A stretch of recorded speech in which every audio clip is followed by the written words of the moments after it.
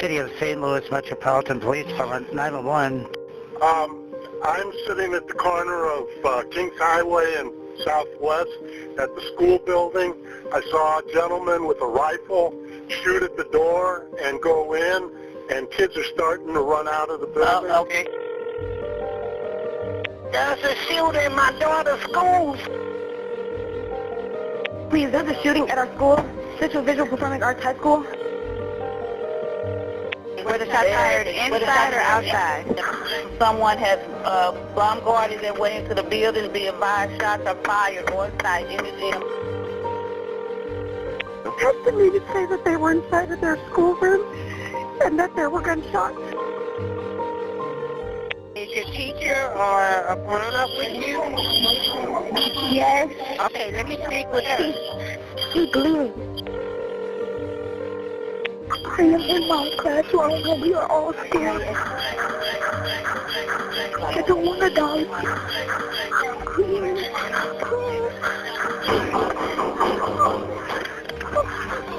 I can't stay quiet. You have to.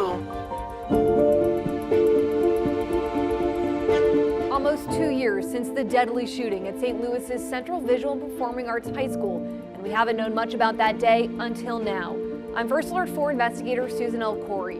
Tonight, our investigation reveals hours of recordings and hundreds of documents kept hidden from the public. The families who lost their loved ones entrusting us to share what they see here, opportunities missed, and lessons learned to prevent another tragedy. At a high school where days are measured in lessons learned, people need to know what went wrong. She didn't deserve what happened to her. It's what's still unlearned about the day Alexandria Bell and Jean Kuchka were murdered that their families believe could hold the most important lessons. Were there things that could have prevented all this? Jean Kuchka, wife, grandmother, teacher, and Joe's mom. She wanted to protect her students. She stood in front of them and gave her life so her students would be saved. Those who love her call her Alex, a dance student days from celebrating her sweet 16 and Keisha Akers' only child. I don't get to do prom. I don't get to see her have kids. I don't get to see her get married. I don't get to see any of that. Almost 2 years later, the families say investigators have kept them on the outside. I should be able to ask anybody anything because I lost a kid. To date, police won't release any body camera or surveillance video from the school.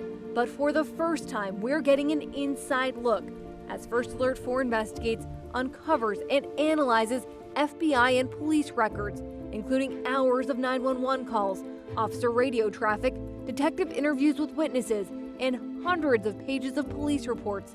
Together, they tell part of the story of what happened at CVPA. Are you okay with what we're sharing? Yes, we don't want this to happen again.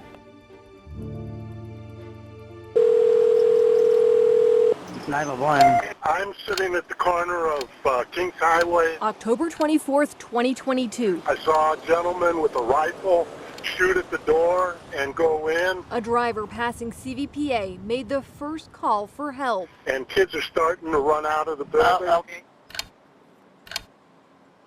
2 minutes earlier, police records we uncovered show around 9:07, 19-year-old Orlando Harris shot his way through a side door at his former high school, armed with an assault rifle and hundreds of rounds of ammunition. I heard 3 to 5 loud bangs.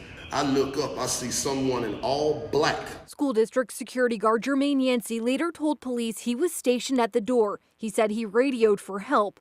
Most school guards, including him, don't carry guns. I encountered him first. Okay. He shot at me. I took off and ran on the side of the wall like this. Down the hall in the dance room. He shot towards my student.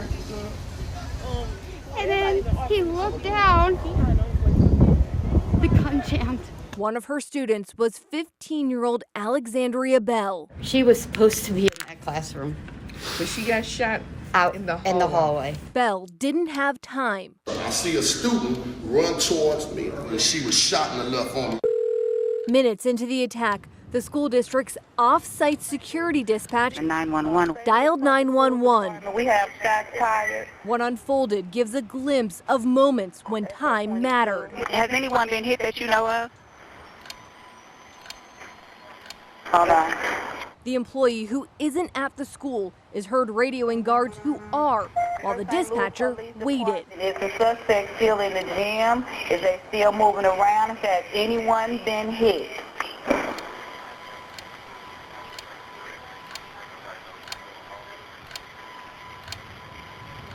My traffic is quiet.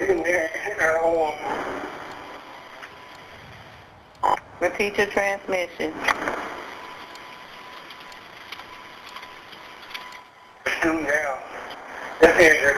Back at the school, a second security guard told police he was upstairs, heard the radio calls, and ran to the first floor. I got to the bottom of the steps. He was standing there with the rifle like this. I'm just like, I just said, well, and I ran back up the steps. Are you armed? Okay. On the second floor, the Central VPA principals told police they were in a meeting. We heard screaming in the hall, and our safety officer, Officer Yancey, screamed, "Active shooter in the building." I said, lock all the doors, lock all the damn doors. Now we got an active shooter in the building. This ain't no joke, this is real. That's when the shooter appeared again. The shooter was at the end of that hallway and fired a single shot in our direction. We ran for our lives. Around the same time, Arrived at 9:15. the first officers arrived nearly 7 minutes into the attack. Radio calls show they were inside the school within a minute. There are children running from the school yelling for help. Security officer also ran out at 9:15. Dispatcher, we got a shot fired in the school. Inside, the shooter is on the second floor, where a third security guard was working on the lockdown. I was going door to door just running, and by the time I got to where the auditorium is, he's standing there. She was also unarmed. He raised the AR up at me and he said, and the gun jammed. I took off and I ran in the girl's bathroom. The next thing I heard, boom, boom. I don't know which way he went after that. The shooter went upstairs. She was meant to be there that day. And we know, she saved lives. In a third-floor classroom, Jean Kuchka stood in front of her students, shielding them as she was shot. She told the students, jump out of the window, get out of here. Hello? Down the hall in another classroom, a student picked up her phone. I am in my classroom and we are all school students. I understand. I completely understand. I don't want to die. Police had been in the school for a few minutes. We're on the second floor. We got a magazine in the hallway. One of the first to respond was a sergeant. I gave the order to fire. He said the shooter barricaded himself in a third-floor computer lab. There's a lot of shooting. Doors away. Please let the police upstairs, please. The student still on the line with 911 as the call records gunshots. I can't stay quiet. You have to. No, I'm still here on the phone with you, okay? It's okay. At 9:26, almost 20 minutes after police say he got to the school, Orlando Harris was shot and killed. Suspect in custody. Everyone's okay. Slow everyone down. Police shifted their focus. We got a victim down, room 323. That's when they found Jean Kuchka. EMS, is it secure enough to go inside the school? Downstairs, Alexandria Bell still needed help. We need one of those EMS shooters who we have a person not doing well. Stand by on EMS going in. Stand by. Police were clearing the building and told EMS to wait. I need a janitor or somebody with keys. But locked doors made that check last more than 30 minutes. You save lives by getting people rapid treatment. David Reedman has spent years researching school shootings for the K-12 shooting database. He reviewed the recordings and believes they reveal lessons. In this case, it shows that there's a procedural failure for these victims if they're waiting 20 minutes inside when the shooter's already dead. The police radio recordings do not include fire and EMS. Their system is separate. More than once, police called EMS. No one answered. Somebody tell EMS they're not answering. And the consequences of that might be a shooting victim bleeding to death in a classroom or hallway because you can't communicate. We have spent billions of dollars on having integrated interoperable radio systems in every single fire department and police department across the country. Yet an incident like this shows that that is still not happening. There's another communication concern. Get a hold of security, see if they can shut this alarm off. At some point during the shooting, the fire alarm sounded. I can't hear you off the alarm. Modern digital radios don't work well because they're picking up the interference of the fire alarm over people's voices. Friedman says that was one of the lessons learned 6 years ago in the Parkland, Florida high school shooting, where 17 people died at the hands of a former student. Police need to know how to disable the fire alarm. We took the records we uncovered to the school district. Has any of that information been shared with you? No. School Board Vice President Matt Davis claims he got the same answer from police, that almost 2 years later, the shooting is still under investigation. I can't imagine what purpose there would be to not make that information available to the school district, to the community, as soon as practically possible. I feel so horrible for all these families because I just can't have an answer for them. I can't have an answer that, there was something that we missed or could have done. The new information emphasizes what we still don't know. SLMPD will not release body camera or surveillance video. Joe Kuchka says police showed his family some footage. What stood out to him is video of the shooter entering at a door where an unarmed security guard was stationed. The guard, Jermaine Yancey, is a former Marine. He declined to comment. He's face to face with a shooter and runs away. Last year, his mom received a Congressional Medal of Honor for her last act, protecting her students who all survived. We were honored to go to an event in Washington, D.C. for my mom. Excuse me. That medal is traditionally the highest military honor. My family got to meet a lot of these people who are heroes. Not one of them said they were a hero. They said my mom was a hero for protecting her students, and it's hard to hear when people were there and I think could have done more. Days before the shooting, Orlando Harris's family tried to do more. We gonna get rid of this gun. That's my main focus. Harris's mom, in her own words, we were trying to prevent all of this. As we uncovered new details about the days leading up to the shooting.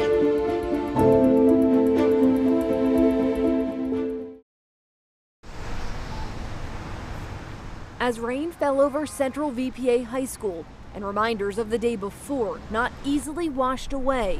It's October 25th, 2022. Inside their home, a family faced another storm. My son did something terrible. Her son, 19-year-old Orlando Harris, walked out of their house and shot his way into his former high school, killing health and PE teacher Jean Kuchka and 15-year-old student Alexandria Bell. When I saw signs that my son was in trouble, I sought help. Nearly 2 years later, we haven't known much about the attack until now.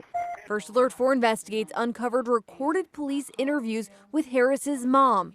One of the records police won't release as they claim the shooting is still under investigation. This is about the victims, but we do need to get to, I did try to prevent this. The recordings are from 2 trips to Harris's mom's house, where police had one focus, what happened October 15th. You are Orlando? 9 days before the shooting, the family called police. Can I talk to you for just a minute? They just found Harris's vest, dozens of magazines, and an AR-15. Mom doesn't want firearms in the house. You don't spend my money, man. Oh, don't be doing all that. First Alert 4 Investigates was the first to expose body camera video of the crisis call.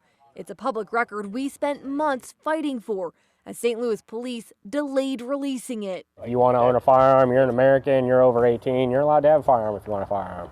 Police say Harris legally bought the gun, and no state law allowed them to take it. To me, everything was just nonchalant. Like no sense of urgency. He has mental issues, and he can really hurt someone. Police and family claim they didn't know the 19-year-old had a plan. August 24th, 2 months before the attack, Harris wrote he was going to be the next mass shooter of 2022. His target, CVPA High School. Investigators say they found the writings in Harris's car after the shooting. We have a copy, but they're part of the records police will not release. This is a total shock because Orlando has never been to where he would injure somebody. It was more of Orlando injuring himself. The notebook includes a supply checklist topped with an AR-15. Harris wrote about his mental health struggles. He listed several diagnoses, including depression, and noted his suicidal and homicidal thoughts were stronger than ever. Harris's mom explained how the same day as the crisis call, she tried to get her son hospitalized. He'd been involuntarily committed before and tried to take his own life 3 times. I talked to a lady, she did an intake, and she was like, well, you know, he's of age. You can't put him in there. He has to voluntarily go himself. She was like, I really want y'all to take it to the police department. And, you know, she's like, because she even called the non-emergency number while we were on the phone. When police showed up, it was another response. I get your concern, I do. Our hands are tied. Harris never went to the hospital, but in a notebook entry, he wrote, I literally told 2 psychiatrists I was planning on shooting up my old high school. The Missouri courts ruled psychiatrists have a legal duty to report a serious danger of violence, but it's not a state law, so there's no penalty if they don't. Gene Kuchka's son wants answers. What if he in fact did tell someone what happened? Why wasn't that reported? Police may have answers. We uncovered hundreds of pages of their investigative report, the same one the department claims isn't finished and they won't release. We searched through and found this, an evidence log for a recorded interview with a doctor. The recording itself, another record police won't share. The doctor's name looked familiar. It's in Harris's notebook where he listed 8 of his psychiatrists. Almost every school shooting and mass shooting is entirely preventable if we see the warning signs and we take action. David Reedman has spent years researching school shootings for the K-12 shooting database, which tracks attacks on schools. Do you believe there were potential warning signs that were missed? Absolutely. The shooter was making overt threats, was writing this journal, which he probably hoped would be found. Either police officers didn't understand, mental health physicians didn't understand, the system failed in this case. Reedman believes preventing violence means learning from these attacks, not keeping information secret. Almost all school shooters and mass shooters are actively suicidal. There's no amount of security, there's no amount of armed people that would change that target because it's personal. They are attacking that school as an expression of their deep, deep desire to die. On the night of the crisis call, police told Harris if his mom didn't want the gun in the house, it had to go. Try a storage unit or something if you have nowhere else you can put it. Harris goes inside. Out in the driveway, his family hides the gun in their car trunk. The officers leave, but the family's crisis wasn't over. The next morning, I get a text from Orlando. The text said, I bought a storage unit. I am taking my gun there. Police confirmed the gun ended up in a South City storage unit. As for what's next, they won't go there. How was he able to get access to the gun again? It all flows into the investigation to CVPA, which is still open. So at this moment, I'm not comfortable talking about that. We spoke to Lieutenant Colonel Michael Sack just weeks ago, before we uncovered all of these new records. Since then, SLMPD has denied our requests for another interview. We are getting answers from the recordings of Harris's mom. Who had access to the storage space? Orlando. A gun in the hands of a teenager who wrote holding it made him feel like a god, in control, so much power, born to kill. You know, is this person sane enough to have a gun? State and federal laws clashing as Harris legally bought a gun using a method that doesn't require a background check. That was my rifle. The seller became the center of another investigation, kept quiet until now.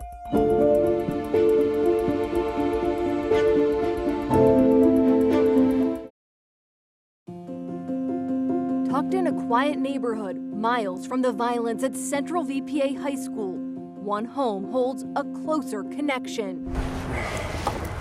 You're good, man. We're just here getting some information from you. Like I said, we're not in any kind of trouble. So I put 2 and 2 together. That was my rifle, like, you know, and then Orlando and all that. Like, Right. you put everything together, and I'm just like. St. Louis police and the FBI showed up at this man's house. We're not naming the man since he wasn't charged. They wanted to know about the day he sold his gun to Orlando Harris. It's the same gun investigators say Harris used in the deadly October 2022 attack on his former high school. He did seem sincere, and I understand, like, red flags and everything, and he didn't throw me off that day. These recordings uncovered by First Alert 4 Investigates reveal the cost of a school shooting. I had really bad credit card debt, Gotcha. so that was the only reason. That you were selling guns? Yeah. You bought it for $770, you said? Yeah. And you sold it for $580? Yeah, I lost money. How did you pay? Cash. The FBI doesn't think you should see this. They investigated the seller for suspected firearms trafficking. The report we got is so heavily redacted, out of 75 pages, all but 4 are blank. We can see the man bought 30 guns in 2 years, while his limited employment history could not be verified. Investigators noted what's at stake. Buying guns specifically to resell requires a license. This seller did not have one. I'm a collector. Sounds like you're a pretty responsible gun owner. This case highlights a key difference in gun sales. Licensed sellers have to run FBI background checks, but under Missouri law, private sellers can skip them. Did he tell you why he was buying guns? Not at all. No, just besides hunting. The intentions I thought were sincere with hunting. Unfortunately, he did go hunting, just not the way that we... October 8th, 2 weeks before the shooting, Harris failed an FBI background check when he tried to buy a gun in St. Charles. The writings investigators found after the shooting reveal Harris knew he'd be denied. He'd been involuntarily committed to a psychiatric hospital twice.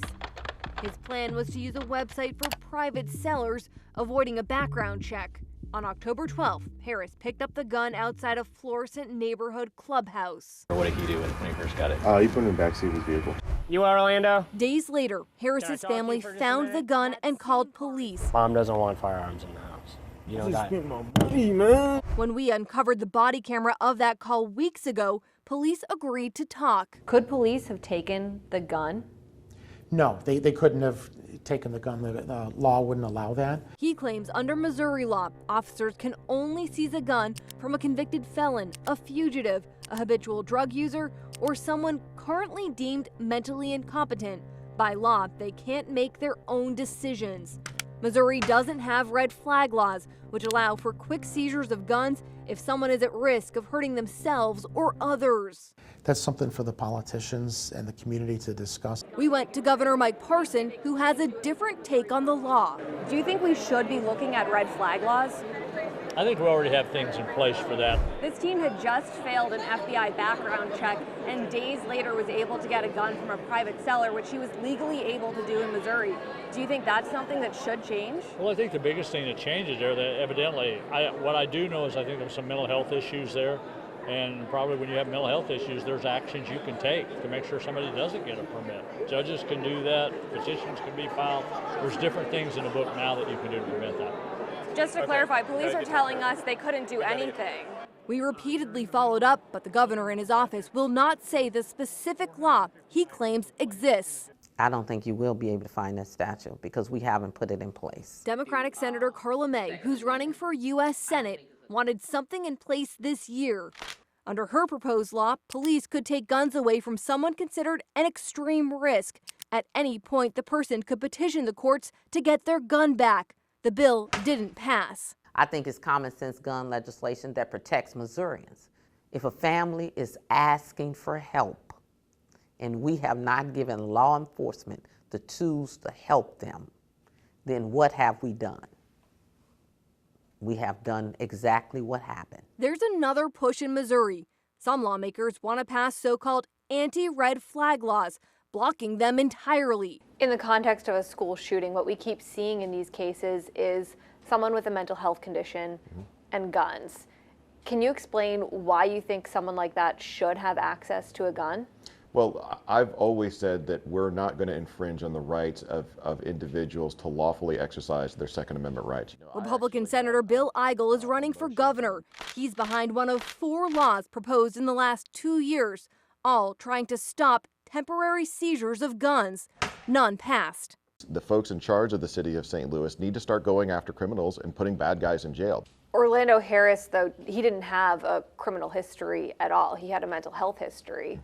So in those cases, how do you handle someone like that who has access to a gun and is writing about having homicidal and suicidal thoughts and planning an attack on a school? There's very much, and I sense that you're trying to get me to a place where I'm going to acknowledge that there's a time and a place to confiscate firearms from law-abiding citizens. I'm not going to do that. We don't have to sacrifice the rights that I believe have been granted to us by God. We reached out to the FBI, the gun seller, and Harris's family. None agreed to interviews. We repeatedly reached out to St. Louis police, but they told us they can't comment on the new records we uncovered because it's still an open investigation. One of the things we found is their own investigative report. It's hundreds of pages long, all marked approved and closed either on or before January 30th, 2023. That's a year and a half ago. When we brought that to police, they said the report isn't the whole investigation, and they are getting ready to release some records, including video, in the coming days. The never-before-seen records revealed by First Alert 4 Investigates tonight are part of the CVPA story. It's only when we have information that we can understand the lessons to hopefully prevent another school attack. The families of Alex Bell and Jean Kuchka tell me that's all they want, for no one else to know their pain. Nobody wants to take accountability. She didn't sign up to be a teacher to be killed.